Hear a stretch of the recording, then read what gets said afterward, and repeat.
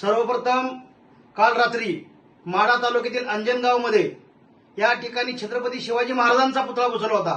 त्या पुतळ्याच्या वादावरून दोन समाजामध्ये तेढ निर्माण करण्याचा प्रयत्न झालेला आहे आणि या ठिकाणी मी एवढंच या ठिकाणी सांगतो की छत्रपती शिवाजी महाराज नसते तर या मंदिरातील देव सुद्धा सुरक्षित नसते।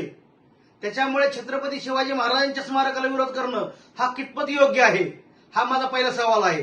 परंतु ज्या पद्धतीने प्रशासनानं या सर्व पद्धतीवरती कारवाई करून फक्त मराठा समाजाच्या युवकाला व शिवभक्तांना लाठीचार्ज करून हल्ला केला, त्यांचे पाय मोडले गेले, म्हणजे ज्या पद्धतीनं आंतरवली सराटीमध्ये मराठा समाजावरती लाठीचार्ज केला होता त्याच पद्धतीनं लाईट घालून त्या स्टाईलनं मराठा समाजाला टार्गेट करून मराठा समाजाच्या शिवशंभू भक्तांना मारण्याचा प्रयत्न केलेला आहे। ह्याच्यासाठी मी सरकारला एवढीच विनंती करतो की लवकरात लवकर तुम्ही या सर्व घटनेवरती न्यायालयीन चौकशी बसवावी, अन्यथा मराठा क्रांती मोर्चा, मराठा क्रांती ठोक मोर्चा याच्यामध्ये योग्य ती भूमिका घेईल आणि जशाच जसं उत्तर घेईल। आम्हाला एवढंच सांगायचंय, छत्रपती शिवाजी महाराज नसते तर या मंदिरामध्ये देव सुद्धा सुरक्षित राहिले नसते।